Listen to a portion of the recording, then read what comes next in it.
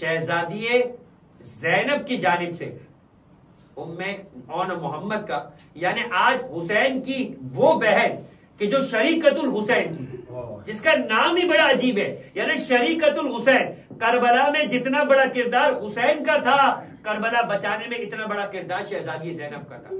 اور مصیبتیں اتنی پڑی کہ نام بن گیا ام المصائب، مصائب کی ماں.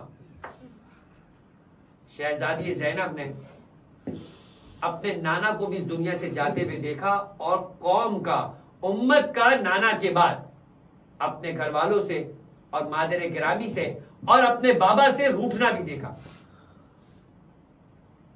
شہزادی فاطمہ کے گھر کے دروازے کو جلتا ہوا بھی دیکھا، اپنے بھائی محسن کی شہادت بھی دیکھی، دربار میں ماں کا جانا اور محروم ہو کر آنا بھی دیکھا. یہ ساری مصیبتیں شہزادی زینب دیکھ رہی.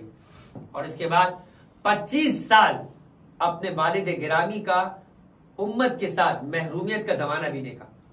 اور پھر اس کے بعد اپنی بابا کے شہادت کا وہ منظر دیکھا کہ جب مولا کائنات کے سر پر تلوار کا وار ہوا اور علی جو اپنے پیروں پہ چل کے مسجد کوفہ گئے تھے، اب حسن اور حسین کے سہارے سے چل کر آ رہے، اور کیفیت تھی کہ گلیم کے اوپر حسن اور حسین نے کندھوں پہ اٹھایا ہوا ہے. تو ایک مرتبہ وہ گلی کہ جس گلی میں علی کا گھر تھا، جب داخل ہوئے تو کہا حسن اور حسین بیٹا مجھے میرے پاؤں پہ کھڑا کر دو، اس لیے کہ میری بیٹیوں نے مجھے اپنے پیروں پہ چلتے ہوئے جا کر دیکھا ہے، وہ برداشت نہ کر سکے گی اپنے بابا کا یہ عالم دیکھا. اور ایک مرتبہ جب دیکھا کہ علی کے ساتھ آنے والے دھاڑے مار مار کے رو رہے اور علی کا ساتھ دینے کے لیے آ رہے، مگر جیسے ہی علی اس گلی میں پہنچے نا، کہا حسن اور حسین ان سے کہنا کہ ان کا شکریہ، علی ان کا شکر گزار ہے، یہ علی کے غم گسار ہے، مگر ان سے کہو کہ اب چلے جائے، کہیں ایسا نہ ہو کہ میری بیٹی زینب اور ام کلثوم کے رونے کی آوازیں ان کے کانوں میں آ جائے. میں کہوں گا علی آج آواز حضرت زینب اور ام کلثوم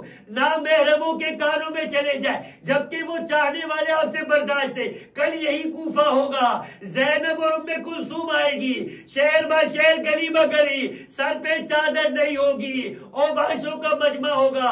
بس یہ زینب نے مصیبت بھی دیکھی. اور پھر 10 سال اور گزرے، زینب نے سن 50 ہجری میں یہ بھی دیکھا کہ بھائیا حسن بستر پر ہے، منہ سے قے آ رہی ہے، جگر کے ٹکڑے کٹ کٹ کے رگن میں گر رہے ہیں، اور بھائی حسین سرہانے کھڑے بے بس ایک مرتبہ اپنے بھائی کی شہادت کا منظر دیکھ رہے، اور ایک مرتبہ گریہ کرنے لگے. تو حسن نے حسین سے کہا کہ بھائی حسین گریہ مت کرو، لا یوم کا عباد اللہ، جو دن تم پر آنے والا ہے وہ مصیبت کا دن تو کسی پر نہیں ہوگا. مگر میں کہوں گا زینب کی مصیبت تمام نہیں ہوئی.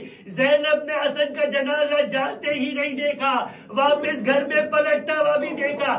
تیروں کا برسنا تھا کہ حسن کا جنازہ، بھائی کا جنازہ کربلا کے میدان میں گھوڑوں سے پامال ہوا، بھائی کا جنازہ تیروں سے پامال ہوا. اب زینب نے تیروں کو چننا شروع کیا، پھر سے کفن دیا، پھر سے جنازہ رخصت ہوا.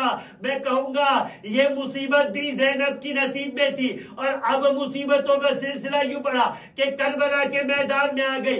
دیکھا بھیا اکیلا ہے، کوئی ناصر و مددگار نہیں، بچوں پر پانی بند ہو چکا ہے، کوئی مدد کرنے والا نہیں. اور ایک مرتبہ گھبرا کے شب عاشور تو زینب نے یہاں تک پوچھ لیا بھائی حسین کا امتحان لے لیا، کہیں ایسا نہ ہو یہ تمہیں چھوڑ کے چلے جائے. اس لیے کہ نانا رسول خدا کو بھی میدان میں صحابی چھوڑ کے چلے گئے. بابا علی مرتضی 25 سال تنہا رہے، بھیا حسن صلح پہ مجبور ہو گئے. بس یہ مقام اور یہ امتحان بھی زینب نے دیکھا. اور اب وہ وقت آ گیا کہ جب اصحاب کا امتحان ختم ہو گیا اور اب سیدانیوں کا امتحان تھا. حسین نے ایک مرتبہ ہر بیوی کے خیمے کے باہر سے خیمے کے منظر کو دیکھا.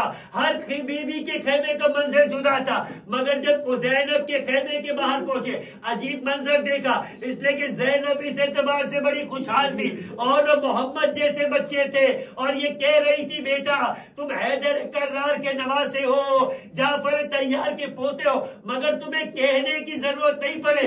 کل جب ماموں سے اجازت ملے وہ حملہ کرنا کہ میدان خود پکار پڑے، ہمیں تو ہے حیدر کرار لڑتے ہوئے نظر آ رہے، ہمیں تو جعفر طیار لڑتے ہوئے نظر آ رہے، مگر ایک نصیحت کی، دیکھو بچوں، حسین کے بچے پیاسے ہیں، اصغر پیاسا ہے، سکینہ پیاسی ہے، مجھے معلوم ہے تمہاری رگوں میں جعفر طیار اور حیدر کرار کا خون ہے، جب لڑتے لڑتے فرات پہنچ جانا، وعدہ کرو ماں سے پانی مت پینا، اور ایک مرتبہ کہا ماں ہم وعدہ کرتے ہیں جب تک ماموں کے بچوں تک پانی نہیں پہنچائیں گے ہم پانی نہیں پیئیں گے۔ بس عزیزو، حسین نے بہن کی قربانی پر ایک مرتبہ شکر خدا کیا، یہ رات بھی ڈھل گئی، کل عاشور کا دن آ گیا، ایک ایک کر کے حسین کے باوفا انصار حسین پہ شہید ہونے لگے، کبھی بریر حمدانی کا لاش آیا، کبھی حابس ابن شبیب شاکری کا لاش آیا، کبھی مسلم ابن حسجہ کا لاش آیا،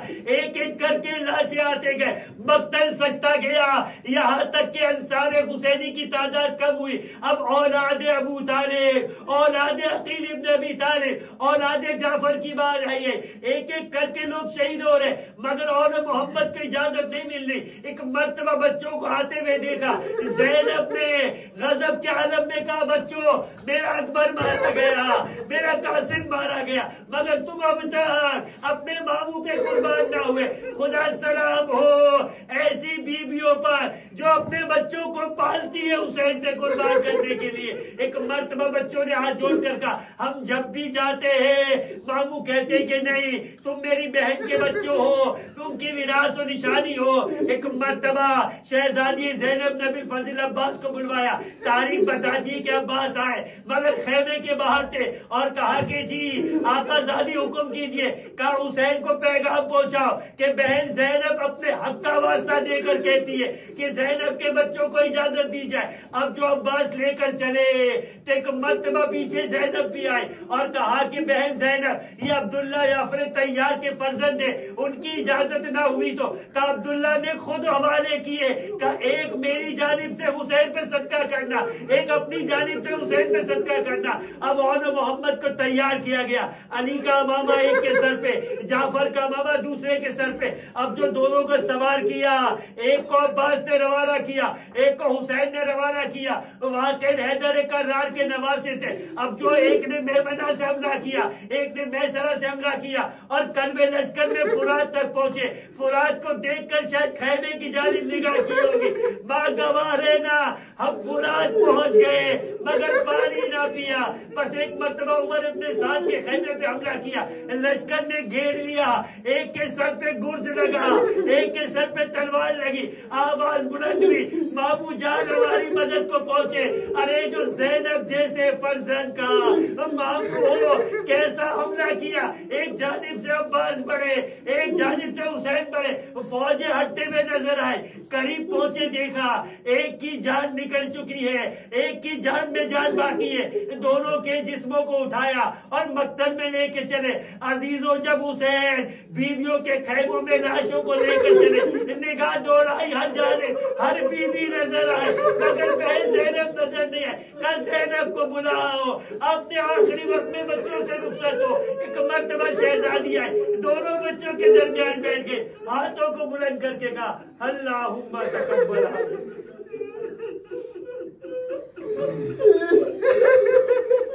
عزیزو بس ایک مرتبہ شہزادی نے ان قربانیوں کو پیش کیا، اور پیش کرنے کے بعد تاریخ عجیب منظر بتاتی ہے کہ پھر بچوں کو کبھی نہ روئی، بلکہ مقتل سے نکلی تو حسین پہ گریہ کیا، 11ویں کو نکلی تو حسین پہ گریہ کیا، یہاں تک کہ دربار شام میں پہنچی تب بھی حسین پہ گریہ کیا۔ جب شام سے رہائی ملی تو کٹے ہوئے سروں کو منگایا گیا، ہر بیوی اپنے وارث کے سر کو اپنے گود میں لے کے گریہ کرتی تھی، مگر حسین کی ماں جائی زینب نے حسین کا سر منگوایا، گود میں رکھ کے ماتم کیا۔ ایک جانب دو ننھے ننھے کٹے سر موجود تھے، ایک شامی خاتون نے کہا کیا اس کی کوئی ماں نہیں ہے یا خیموں میں جل کر مر گئی ہے؟ فضہ نے کہا نہیں، اس کی ماں زینب ہے۔ ارے عقیلہ بنی ہاشم ہے، مگر وہ عباس کو روئے، حسین کو روئے، یہ اپنے بچوں کو روئے. تاریخ بتاتی کہ زینب چلی کربلا پہنچی, بچوں کو نہ روئی. ایک مرتبہ کربلا سے مدینہ پہنچی, نانا کے روزے پر پہنچی, حسین کی مصیبت کو سنایا, اور محمد پہ نہ روئی. جب ماں کی قبر پہ گئی, ایک مرتبہ اپنے شانوں پر بندھے رسیوں کے نشان کو دکھا کر ماتم کیا, مگر اور محمد کو نہ روئی. سید سجاد کے گھر میں گئی, کچھ دیر نہ گزری تھی کہ قاصد آیا خبر لے کر کہ اے عبداللہ بن جعفر طیار نے اپنی زوجہ کو بلایا ہے. زینب نے چمبا چادر سنبھالی اور ایک مرتبہ مدینے کی گلیوں سے گزر کے اب جو اپنے گھر میں داخل ہوئی, عجب نہیں کہ ماں ہے. جب حجروں کو دیکھا ہوگا, حجروں میں مسلوں کو دیکھا ہوگا, تو ایک مرتبہ قبر کی طرف رک کر کے کہا اے میرے بچوں اور محمد, اب تک میں برداشت کر رہی تھی, اب زینب کا دن بھر آیا, کاش کہ میں تمہیں تمہارے مسلح پر عبادت.